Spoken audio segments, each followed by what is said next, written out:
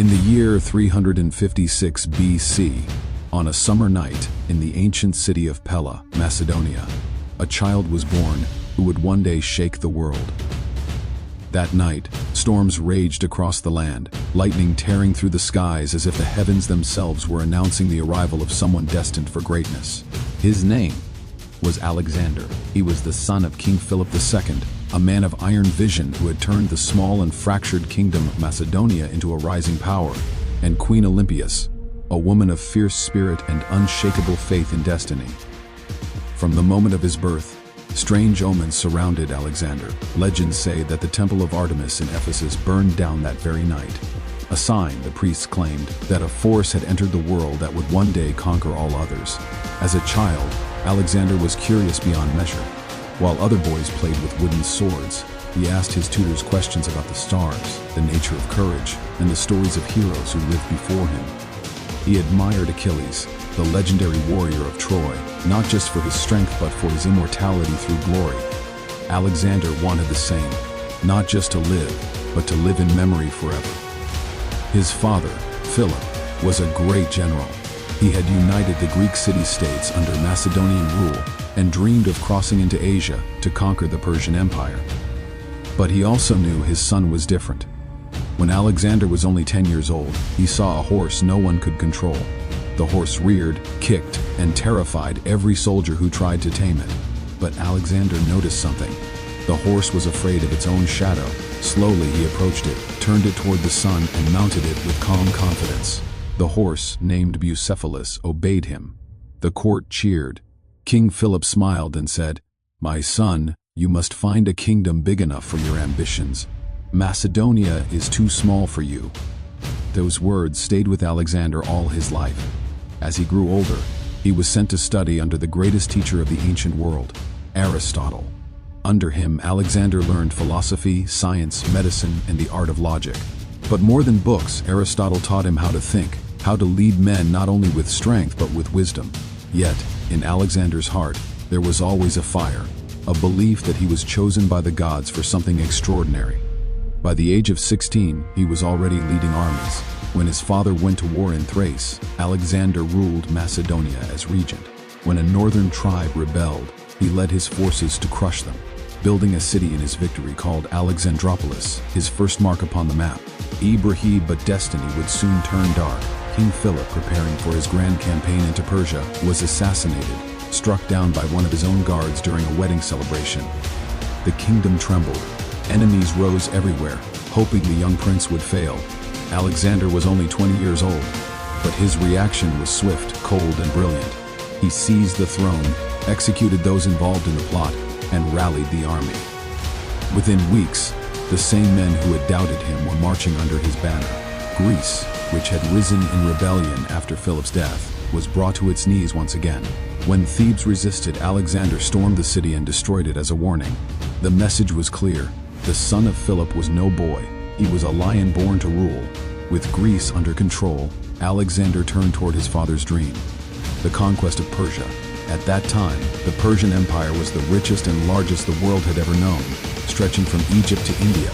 Its ruler, Darius III, commanded hundreds of thousands of men, endless gold, and the fear of nations.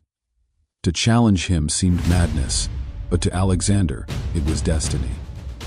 Before crossing into Asia, he visited the ancient city of Troy. Standing before the ruins where heroes once fought, he paid tribute to Achilles, placing a wreath on his tomb. He whispered that soon his own name would echo beyond even that of the Trojan War. Then, turning to his men, he said, "Remember, we are not just marching to Asia, we are marching into immortality." The soldiers cheered. For them, Alexander was more than a king. He was a vision made flesh. His youth, his courage, his confidence made them believe that even gods walked beside him.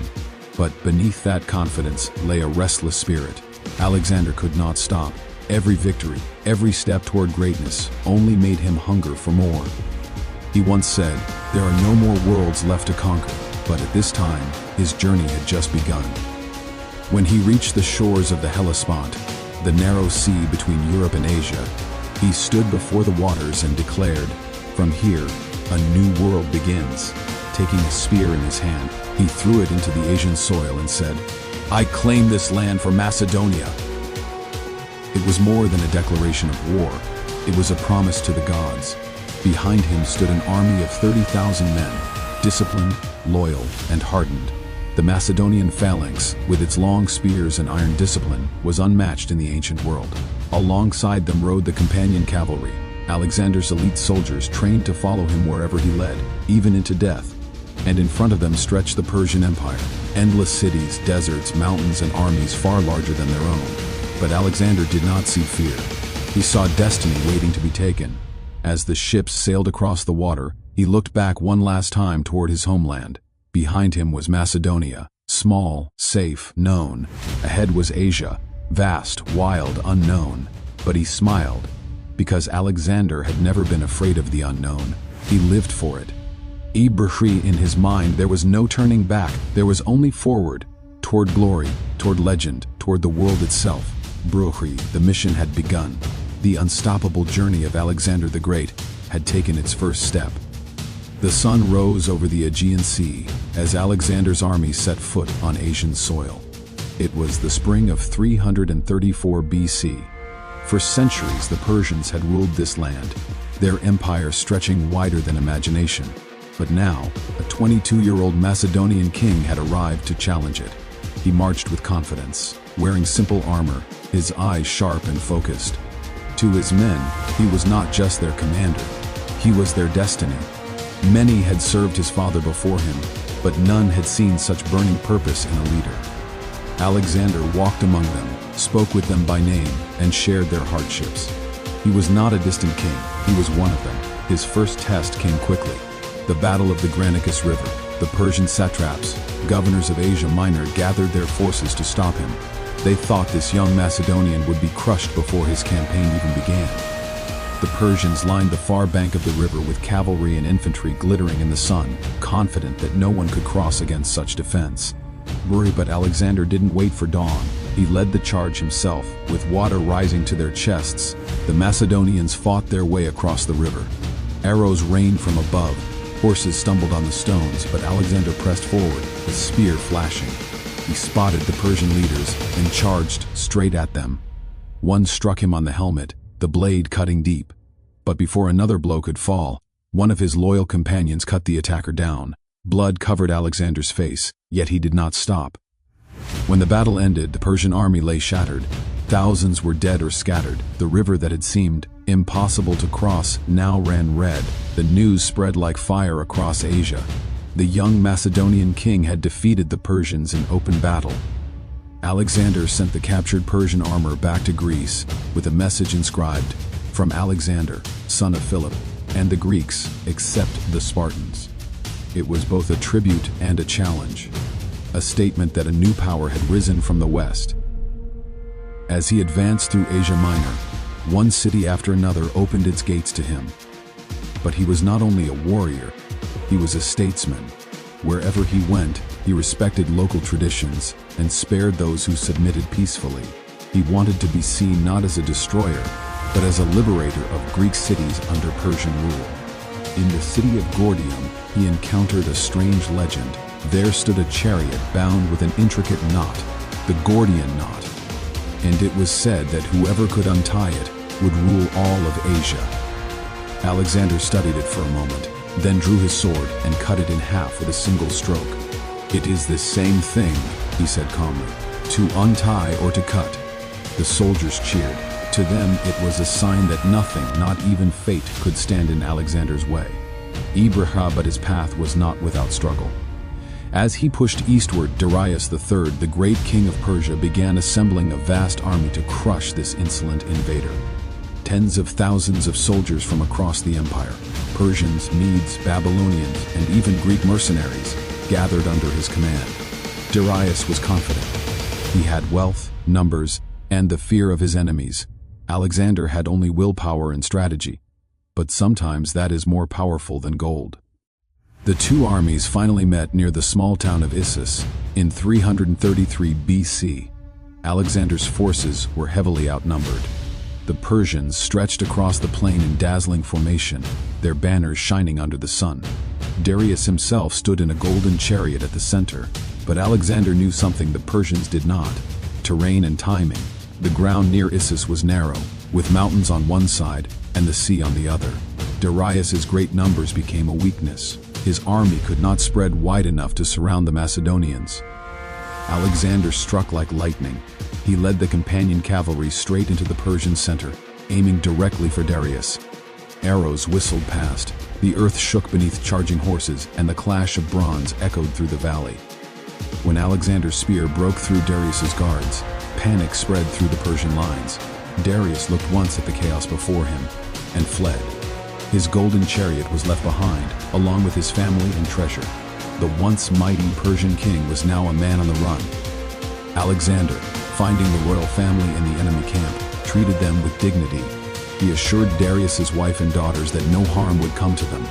This act of respect astonished even his enemies. To his soldiers, it showed that Alexander was not just a conqueror, he was a ruler of honor. After Issus, the road to the heart of Persia opened wide.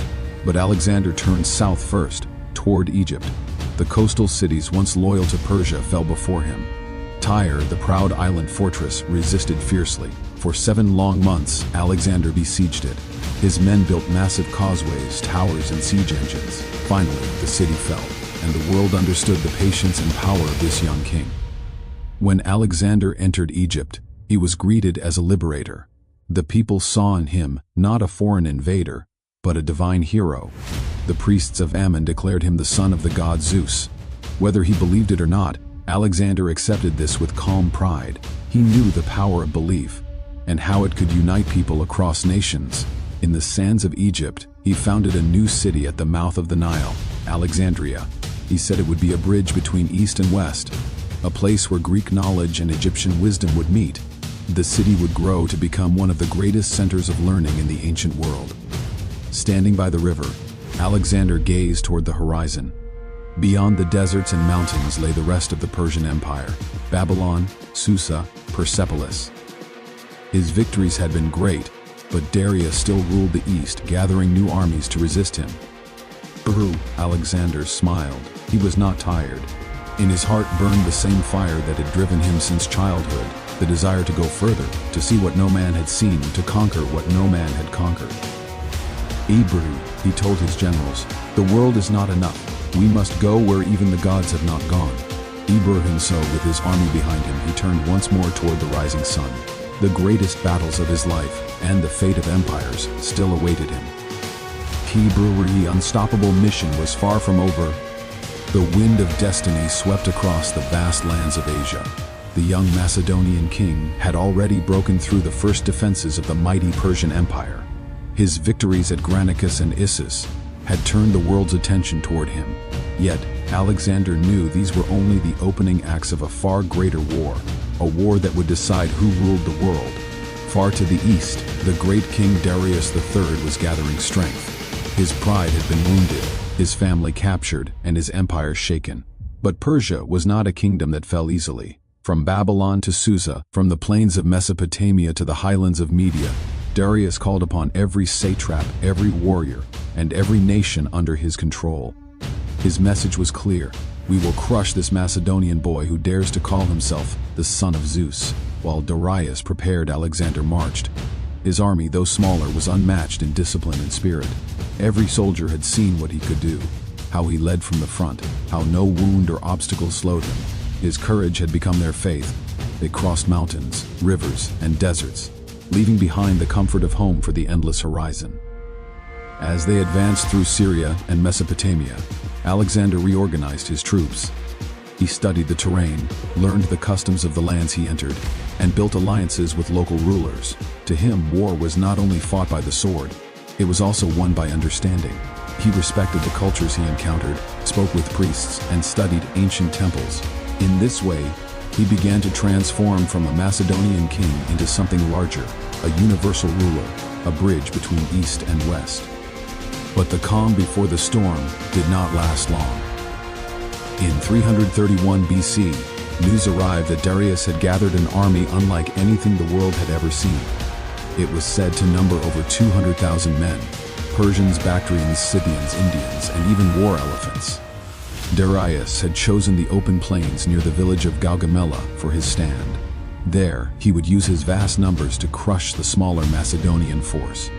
When Alexander heard this, he smiled slightly and said, "At last, he chooses to meet me in battle." The march to Gaugamela was long and harsh. The sun scorched the soldiers by day, and the nights grew cold under the desert sky. Yet Alexander refused to rest. He inspected his men personally, ensuring their armor was ready and their spirits high. One night, as his generals grew anxious, he was found sleeping calmly in his tent. When asked how he could rest before such a massive battle, he replied, "Why shouldn't I sleep? We have already won. They are many, but they are not brave." When dawn broke on October 1st, 331 BC, the plain of Gaugamela shimmered under the morning light. Darius's army stretched as far as the eye could see. His chariots armed with blades, his elephants painted for war. The earth trembled under their preparation. Alexander's army, smaller but tightly formed, stood silent, awaiting the signal. Alexander took his place at the right flank, leading the companion cavalry. His trusted General Parmenion commanded the left. As the battle began, Darius sent his scythed chariots charging forward. The sharp blades on their wheels were meant to slice through Macedonian ranks. But Alexander had trained his men for this.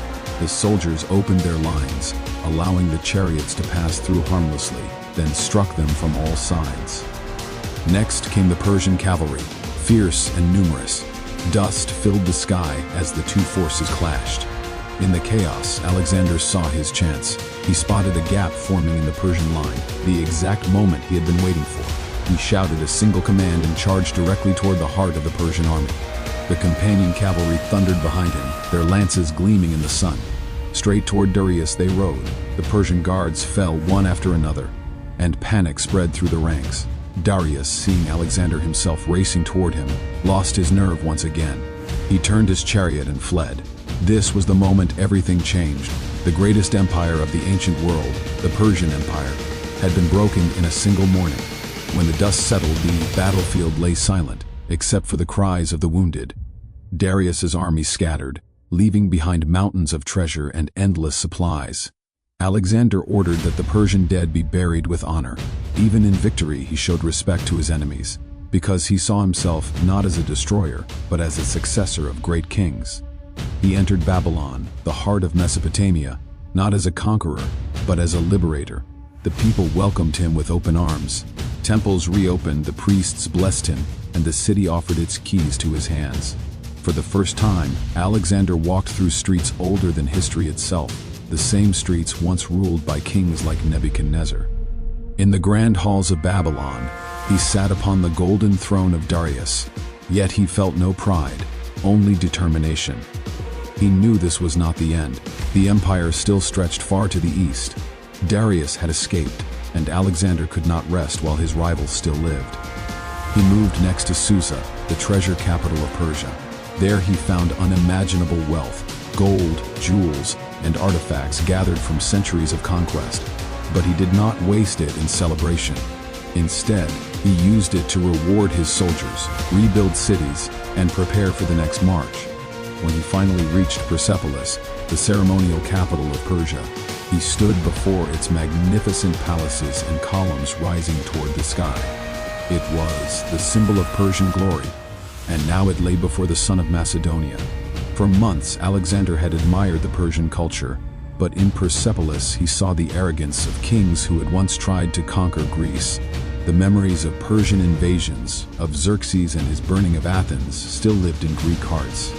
One night during a great feast, flames erupted. Whether by accident or design, the royal palace of Persepolis caught fire.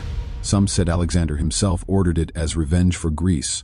Others claimed it was the drunken act of his men. Whatever the truth, the fire spread quickly, consuming the palace and lighting up the night sky. The golden city of kings turned into ashes, marking the end of an empire that had once ruled half the world. Yet even as the flames burned, Alexander stood silently, watching. Some said tears glimmered in his eyes, not for Persia's fall, but for the weight of destiny itself. He had achieved what no Greek had ever dreamed. He had conquered the Persian Empire. But in his heart, something restless stirred. For Alexander, conquest was never just about power. It was about discovery, about pushing the limits of what men could achieve. Standing amid the ruins of Persepolis, he whispered, "The world is still larger than this." His generals begged him to stop, to enjoy the wealth and glory he had earned. But Alexander only smiled. "As long as there are lands I have not seen," he said, "my journey cannot end." And so, he turned his eyes toward the east, toward India, the land of legends where new challenges awaited. The Persian War was over, but the quest for immortality had only just begun. The Persian Empire had fallen. Babylon, Susa, and Persepolis, once symbols of divine power, now bowed to the will of a man barely in his mid-20s. Yet even as his name echoed across continents, Alexander's heart knew no rest. To him, victory was not an ending. It was only the beginning of something greater, a mission that had no horizon. After Gaugamela, Darius III fled eastward, gathering what remained of his scattered armies. He sent letters to Alexander, offering peace, offering friendship, even offering to divide the empire. But Alexander refused. His reply was simple and cold: there can be only one king of Asia. He marched after Darius through the cold mountain passes of Media and the burning plains of Persia. The chase lasted months. Each time Alexander drew close, Darius escaped again. But the great king's power was crumbling. His satraps, once loyal out of fear, now whispered betrayal. Finally, in the deserts of Bactria, Darius met his fate, not at Alexander's hands but by his own men. Betrayed and wounded, he was found dying in a broken cart, his royal cloak stained with blood. When Alexander reached him, the Persian king was already near death. According to ancient writers, Alexander lifted Darius's head and gave him water. The dying king whispered his final words, that Alexander should take care of his family and rule the empire with justice. When Darius breathed his last, Alexander covered his body with his own cloak, a gesture of respect from one king to another. He sent the body back to Persia for a royal burial. That night, Alexander stood in silence, looking toward the horizon. The greatest enemy of his life was gone, yet there was no triumph in his heart, only a quiet sense of destiny fulfilled, and a growing question of what came next. He had conquered Persia, but now he had to rule it. Unlike other conquerors, Alexander did not destroy what he conquered. Instead, he embraced it. He began wearing Persian robes during ceremonies, adopted local customs, and even encouraged his officers to marry Persian women. His closest friend and general, Hephaestion, married a noble woman from Susa. Alexander himself would later wed Roxana, a princess from Bactria, a marriage that symbolized the union of East and West. But his Macedonian officers grumbled. They whispered that their king was becoming too Persian, too distant from the rough simplicity of his homeland. Alexander ignored them. He saw himself as something greater than a Macedonian or Greek. He wanted to be a king of all mankind, a bridge between civilizations. Still, the fire of ambition burned within him. He could not stay still. When he looked eastward, he saw the unknown, lands beyond the Indus River, filled with strange animals, great rivers, and mighty kings. He dreamed of India, the edge of the world. And so, once again, he marched. Oh, Buri! The journey through Central Asia tested his army like never before. They crossed deserts where the air shimmered like glass, and the sand swallowed men and horses alike. Food ran short, and thirst turned friends into enemies. Yet Alexander's resolve never broke. He walked beside his soldiers, sharing their pain, refusing water until all had enough. In Bactria, he faced fierce resistance from mountain tribes. Among them was a young princess, Roxana, whose beauty and courage caught his heart. When the fortress of her people finally fell, Alexander did not treat them with cruelty. Instead, he honored their bravery and took Roxana as his wife. It was not a conquest of power but of union, a sign that his dream was to blend the worlds, not divide them. But even love could not slow his march. By 327 BC, Alexander reached the borders of India, a land rich in rivers, forests, and mysteries. The men looked in awe at elephants taller than towers and rivers wider than any in Greece. It was here that they met one of the most remarkable rulers of the East, King Porus of the Punjab. Porus was tall, proud, and fearless. When Alexander sent envoys demanding his surrender, Porus replied, "I shall come to meet Alexander, but armed as a king." The message was enough to make even Alexander smile. He admired courage above all things, even in his enemies.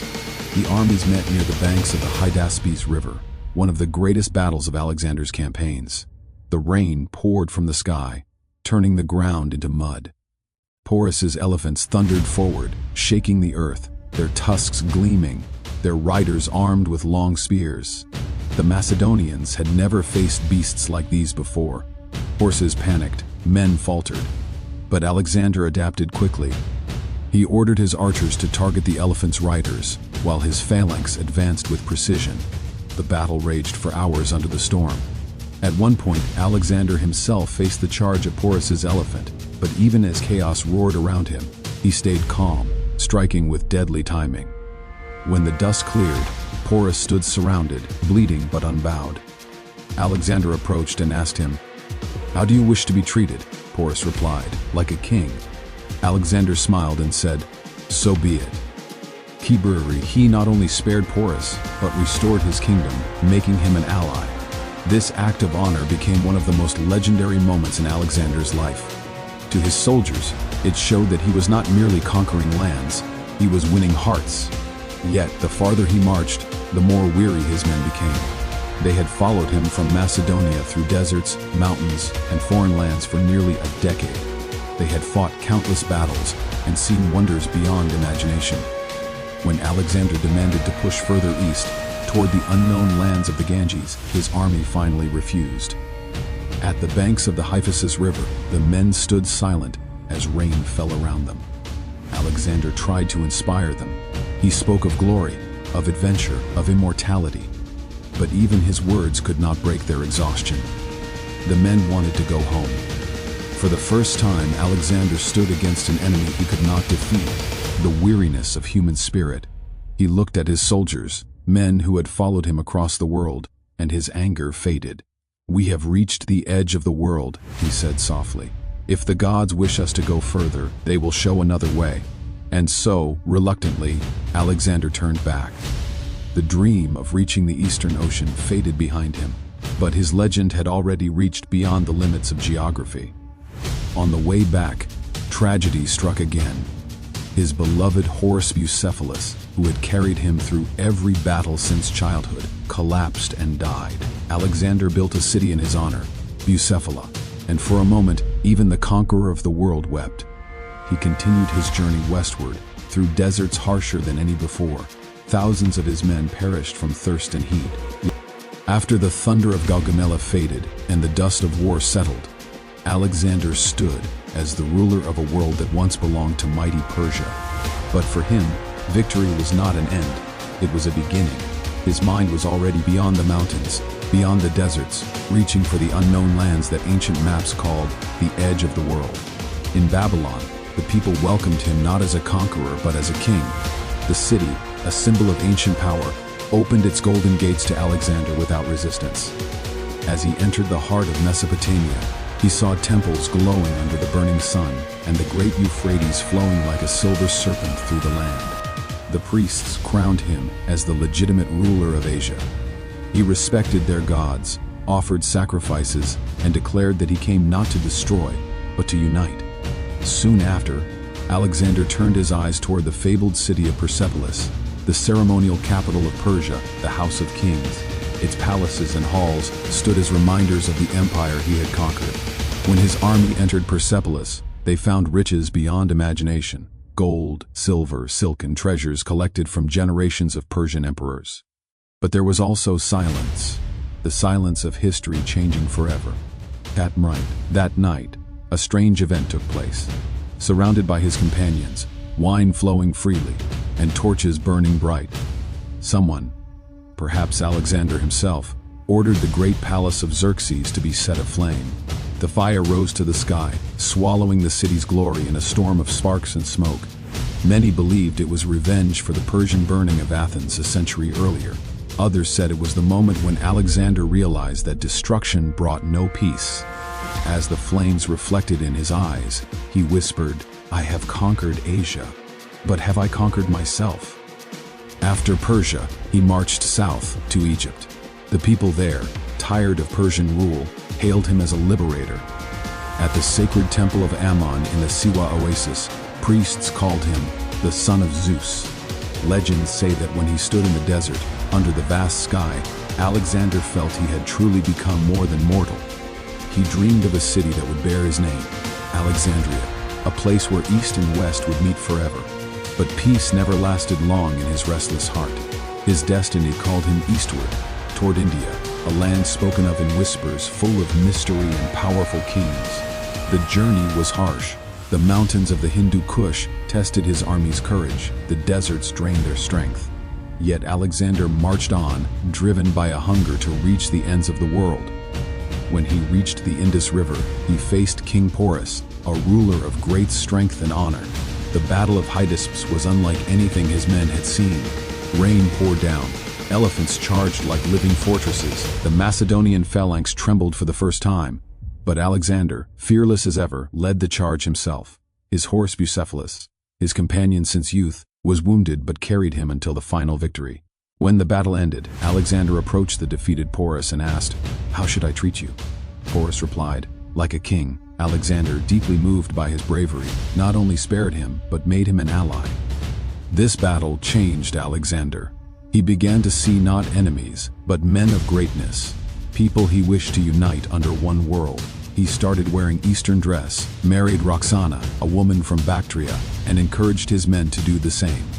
His dream was no longer conquest, it was fusion. A world without borders. But his army had reached its limit. The endless march, the rains, the strange lands, all had drained their spirit. At the banks of the Hyphasis River, now Bees, his soldiers refused to go further. They wanted to return home. Alexander stood before them, his heart burning with pride and disappointment. He begged them, reminding them of the glory they had earned, of the destiny they carried. But the army remained silent. For the first time, Alexander's will was broken. He agreed to turn back. As they marched south through the scorching deserts of Gedrosia, thousands perished from thirst and heat. The sand swallowed men and dreams alike. When they finally reached Babylon, Alexander had conquered everything, but lost much along the way. His friends, his soldiers, his horse, and perhaps his peace. He had reached the edge of the known world, and yet he still looked beyond. Babylon, the beating heart of the ancient world, waited as Alexander returned, weary yet unbroken. His army, thinner but loyal, marched behind him through the city's golden gates. The people cheered, garlands filled the air, and priests raised their hands in blessing. But beneath the triumph, there was something different in Alexander's eyes. A quiet, distant light. He had seen the edge of the world, and it had changed him forever. The conqueror who had crossed mountains and oceans now walked slower, his once burning energy dimmed by the weight of victory. The war drums were silent, yet his heart still beat for new horizons. Maps of Arabia were laid before him. He dreamed of conquering its deserts and then sailing to the distant western seas. His ambition had no borders, but destiny had written its final command. In the spring of 323 BC, Babylon was alive with celebration. Alexander planned grand ceremonies, marriages between his Macedonian generals and Persian noblewomen. It was his vision of unity, one world, one people. He gave gifts, forgave old enemies, and spoke of a future empire ruled not by fear, but by equality. But while his dreams grew larger, his body began to fail. One night, during a feast with his officers, Alexander drank from a great golden cup, a mixture of wine and memories. Laughter filled the room, but suddenly the young king grew pale. His body trembled, his voice weakened, and soon fever consumed him. For days he lay in his palace, silent, surrounded by his generals and friends who wept by his side. He could no longer speak clearly, but his eyes still burned with the same fire that had lit empires. Some say he pointed toward the sky, whispering to the gods. Others say he reached out for his sword, the symbol of his destiny. When his generals asked who should succeed him, Alexander's lips parted, and he murmured only a few words to the strongest. And then, silence. The world that once trembled under his name suddenly stood still. The mighty Alexander, conqueror of nations, son of Zeus, king of kings, was gone. He was only 32 years old. His death sent a storm across the empire. There was no clear heir, no single ruler strong enough to control the vast lands he had united. His generals, the Diadochi, began to fight among themselves, dividing the empire like vultures over a lion's body. Greece, Egypt, Persia, and Asia split apart, each ruled by one of his commanders. But though his empire shattered, his legacy did not die. Wherever Alexander had gone, he left behind something greater than power: connection. His cities, especially Alexandria in Egypt, became centers of learning and culture. Greek and Eastern ideas mixed, creating a new civilization that shaped history for centuries. In the East, he was remembered as Iskandar the Great, a warrior blessed by the heavens. In the West, he became the symbol of human ambition, the man who dared to go beyond the limits of the known world. His story inspired kings, poets, and explorers for generations. Some say he was cursed by his own hunger for greatness. Others say he was chosen by destiny, a spark that burned too bright to last long. But one truth remains: he changed the course of history not only with his sword, but with his vision of unity. Even today, his name echoes like thunder through time. Alexander the Great, the man who sought to conquer the world, and in doing so, conquered eternity.